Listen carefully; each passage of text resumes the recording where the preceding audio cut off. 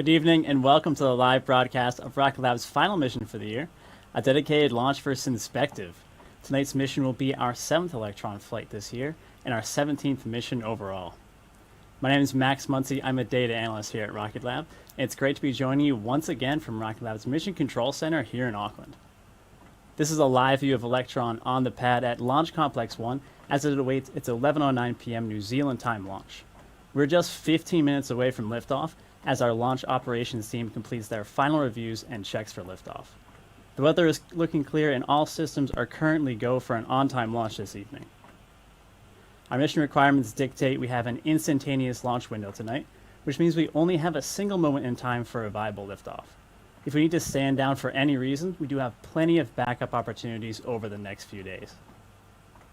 Before we get stuck in today's mission, let's take a look back at our last launch, which lifted off just 25 days ago and raised $286,000 for Starship Children's Hospital here in Auckland. So let's take a look.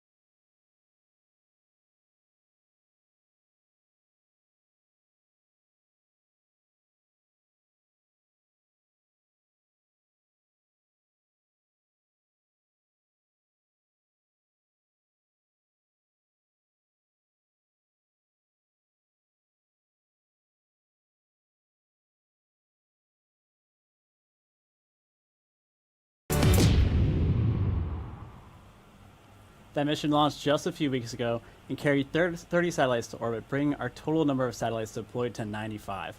We're looking forward to making that 96 tonight, but for now I'll leave you with these views of Electron and I'll be back with you shortly with an update on the weather.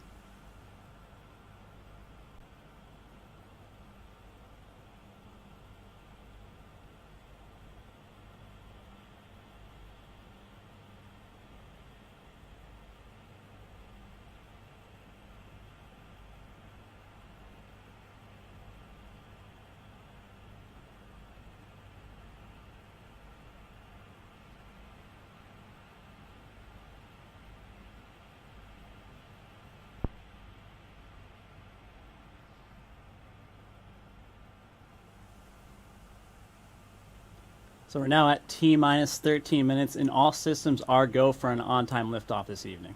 The weather is looking good and trending green, and our operators are tracking no issues in these critical minutes before launch.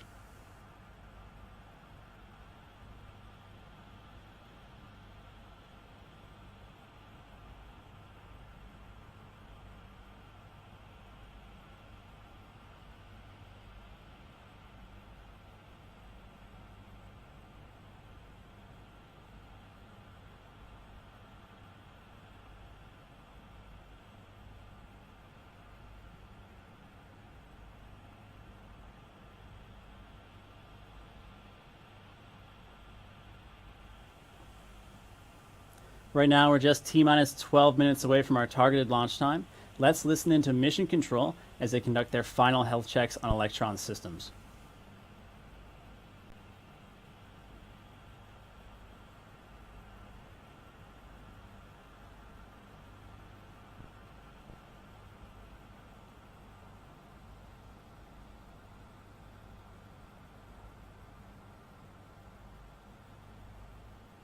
All right. In all stations LD on mission, we are now proceeding with the go, no-go sequence. Stage, how you go? Stages go. Avionics, Avionics is go. AFTS, AFTS is go. GNC, GNC is go. Recon, Recon is go. T1, T1 is go. GC, GC is go. BLS is go. RSO, RSO is go. Met is go. MM, MM is go. LD sub, LD sub go. Exec, Exec is go. All stations, that's go no go sequence complete. We're currently T-minus 11 minutes 14 seconds and counting. We go for the terminal count at T-minus 10 minutes. From this time the 3-way procedure is in effect.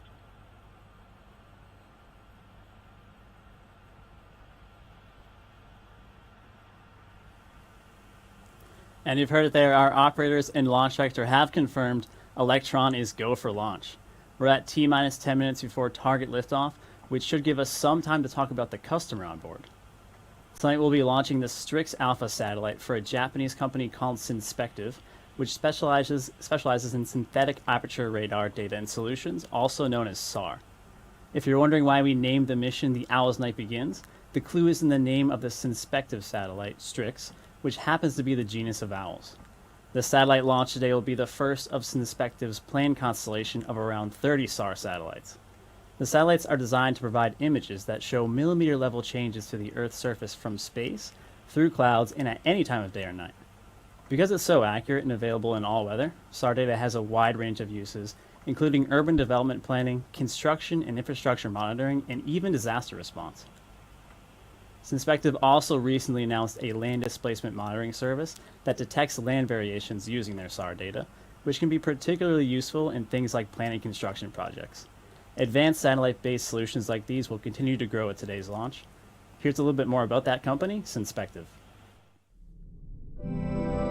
What do you see?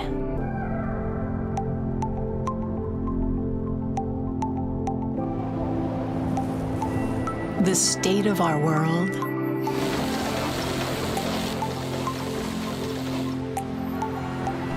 The effect of our actions? The future of our planet?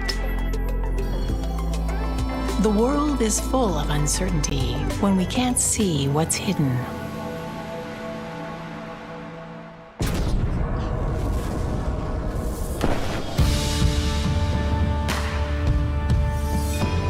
Synspective helps you see in both day and night,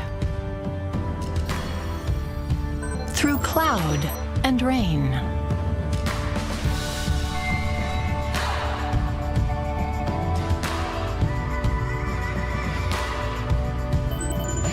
with Synspective, you can see whenever, wherever. We turn the world into the information you want and need by making things visible. With Synspective, you can see the future.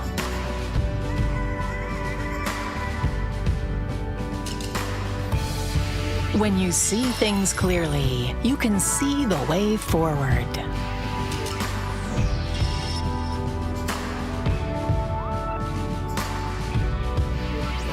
You can see the risks and avoid them.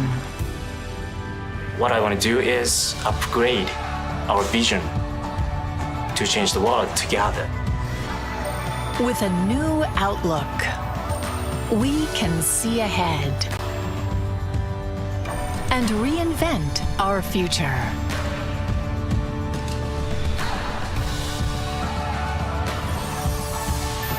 Synthetic data for perspective.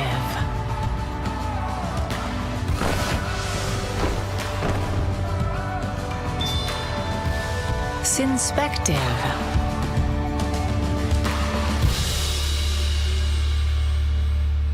Right now, Synspective satellite is housed inside Electron's fairing, patiently waiting for its ride to space. And because this is a dedicated mission, the 100 kilogram class satellite has Electron all to itself. Now, those of you who regularly tune into our launches may have spotted Electron's fairing looking slightly different for this mission, and that's because we're flying a custom fairing to accommodate the extra wide body of Synspective satellite. This mission demonstrates just one of a series of expanded fairing options that Rocket Lab recently introduced to support different payload shapes and volumes. Avionics terminal checks account complete. Thank you, Avionics.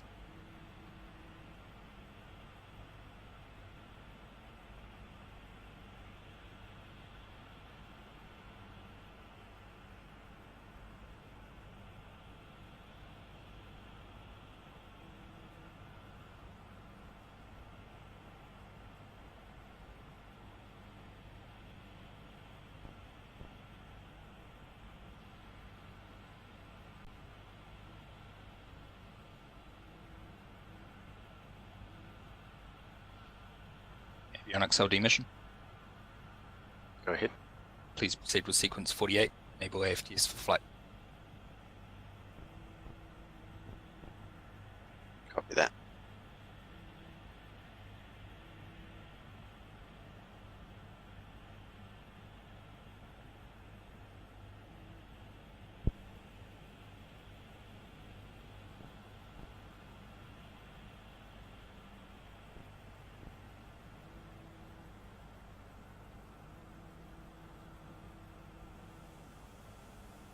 Well, it's hard to believe that only 3 weeks ago we flew our previous mission, Return to Sender, our rideshare launch that included 30 successful satellite deployments, a garden gnome that helped raise nearly $300,000 for charity, and last but certainly not least, our first Electron recovery.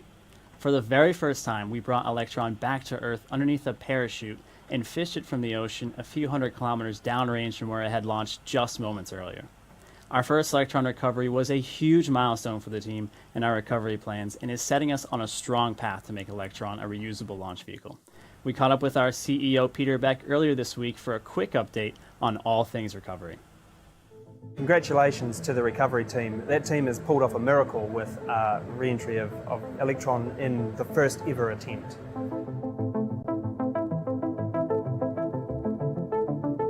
So in the Return to Sender mission, we set out to achieve a number of things, and all of those things increase in complexity and risk.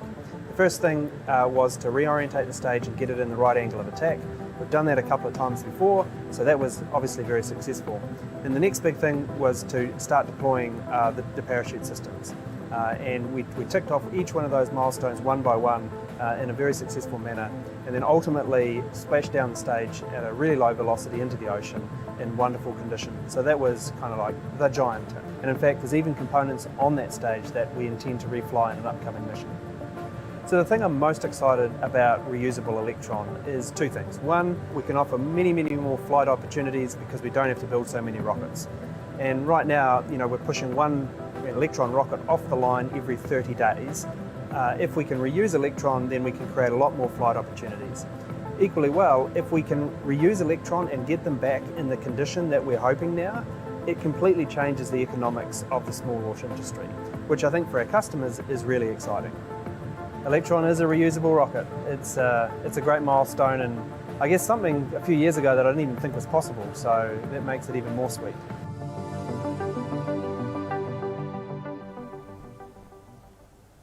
We're really looking forward to our next recovery attempt in the new year, but as a reminder, we will not be attempting to return Electron's booster to the factory with the mission this evening.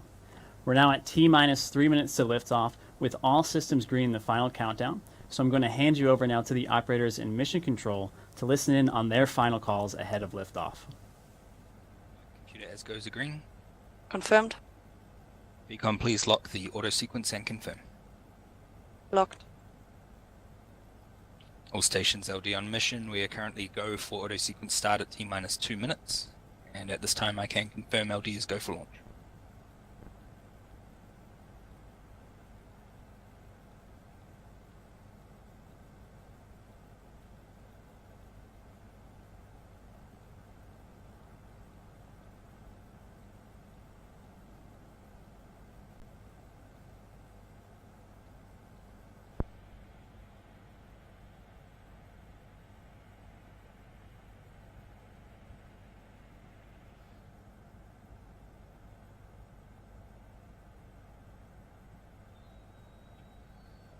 All AV bats have been switched to internal power.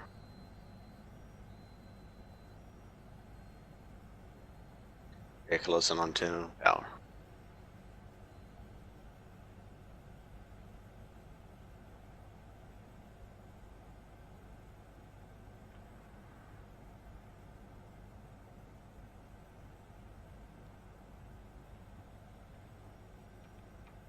Loss load is complete. System is in recirculation.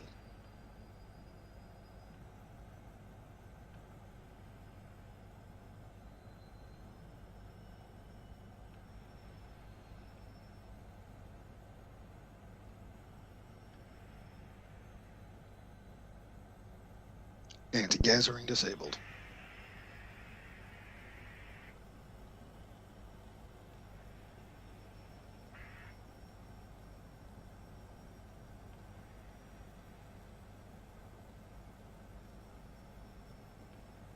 Stage 1 and Stage 2 are at pressure.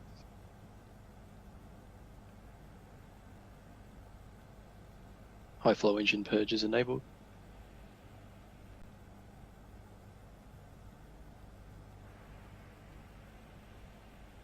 Deluge activated.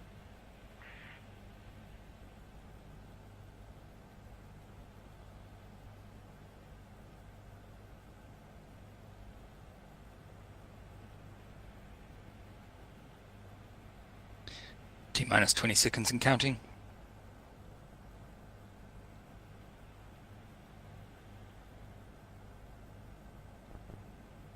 10, 9, 8, 7, 6, 5, 4, Engine 3, start.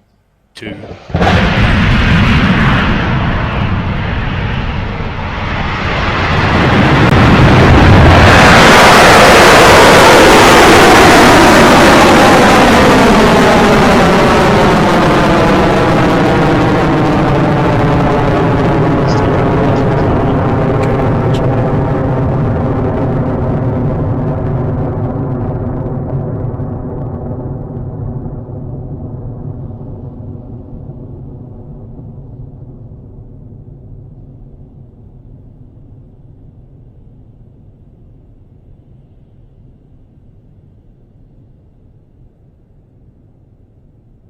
Entered burnout detect mode. Electron has successfully cleared the pad at Launch Complex 1 and is on its way to orbit. We're at T plus 50 seconds into flight, and we're quickly approaching max Q, or maximum aerodynamic pressure, and that's the moment in Electron's ascent when the pressures on the vehicle are at their peak. We'll be coming up on max Q in around 10 seconds or so. Approaching max Q.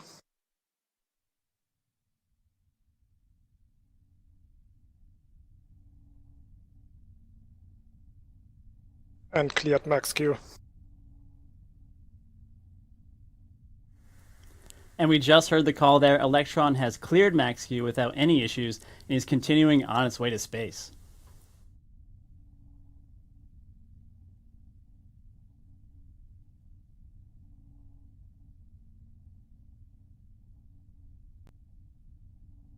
Stage 1 guidance is nominal.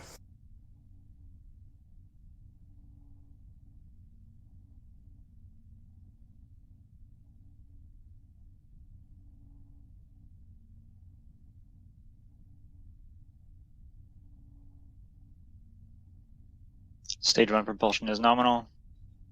Stand by for MECO in approximately 30 seconds. Very soon the vehicle will shut down its Rutherford engines on the first stage to slow the rocket down before the first and second stages separate. This is a milestone during launch that we call main engine cutoff, or MECO. After the stage separation, the Rutherford engine on Electron's second stage will ignite to propel the stage to orbit. So let's listen in for those calls.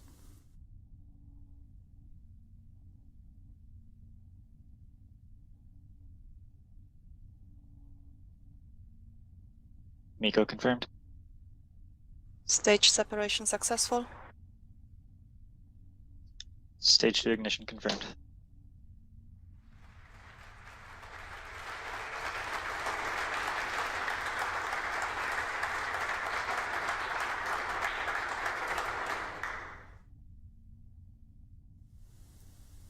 And we've had confirmation of MECO and ignition of the engine on Electron's second stage. In just a few seconds, the fairing atop Electron that protects the satellite during ascent will be jettisoned. Once Electron has cleared the Earth's atmosphere, there's really no need to keep the satellite enclosed in the fairing, so we jettison the fairing halves ahead of payload deployment to reduce weight on the way to orbit. Stage 2 propulsion is nominal.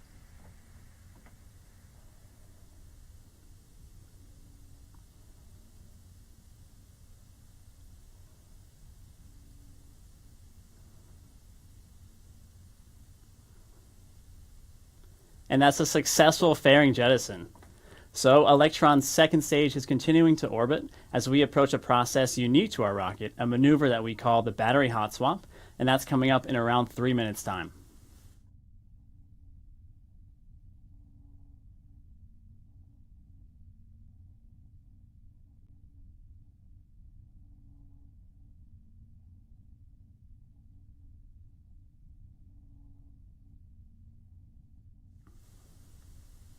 Due to the time of liftoff and positioning of the rocket, we're not going to be able to see too much in terms of views of the Earth this evening.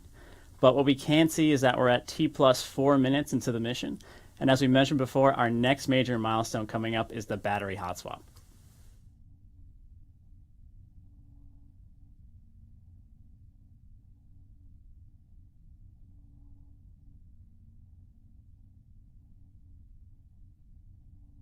Stage 2 guidance nominal.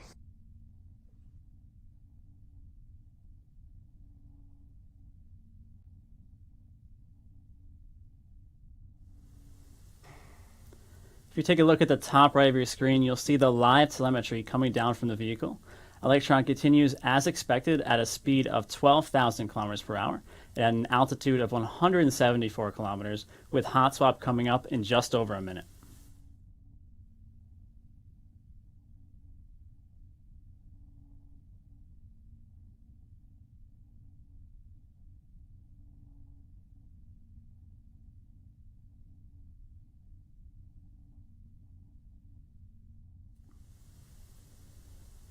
Because our Rutherford engines are electric pump fed, they quickly drain the batteries we have on board to power Electron. So we switch out the batteries right at the optimal moment for a third new one and a seamless transition of power source. The battery hot swap is scheduled to occur just under 6 minutes into the mission, and we're approaching that timing shortly.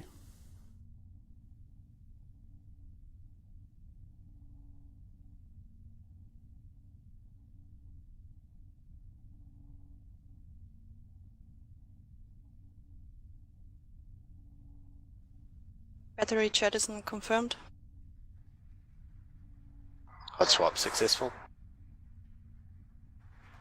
Stage 2 propulsion nominal. We've had confirmation that battery hot swap was successful on Electron, and second stage propulsion is continuing nominally.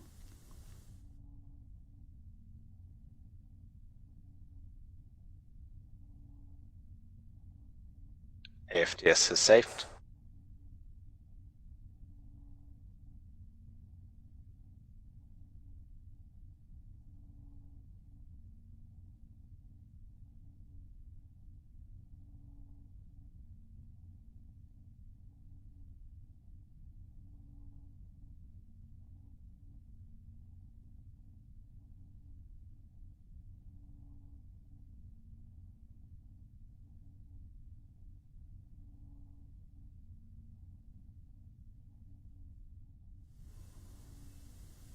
For those of you just joining us, on our 7th launch of 2020, we've had a successful liftoff, main engine cutoff, stage separation, and second stage ignition, and we're about a minute and a half away from separation of the kick stage from Electron's second stage. Electron is currently traveling at a speed of 20,000 kilometers per hour at an altitude of 202 kilometers.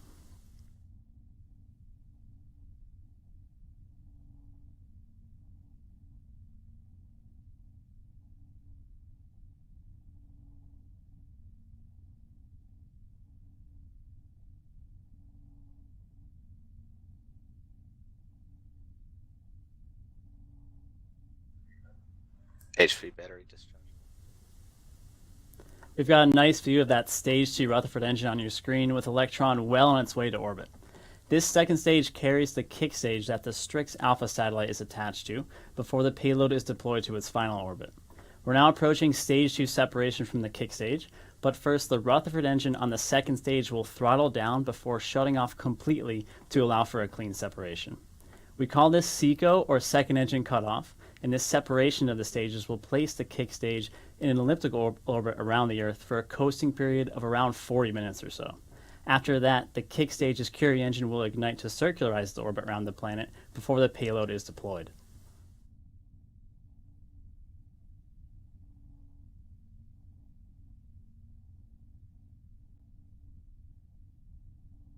Guidance is in terminal, 6 seconds remaining.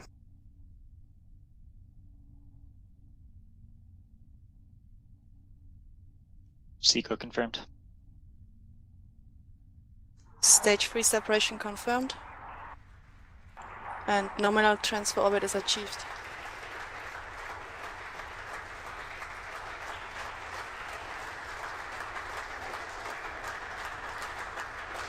And there's a call from Mission Control. The Rutherford engine on the second stage has successfully shut down as planned, and the kick stage has cleanly separated. As I mentioned before, the kick stage will now enter that coasting phase around the Earth for about 40 minutes until it reaches the best position for a Curie engine burn to deliver the satellite on board closer to its final orbit. We won't have video of that payload deployment, but it should look something like this.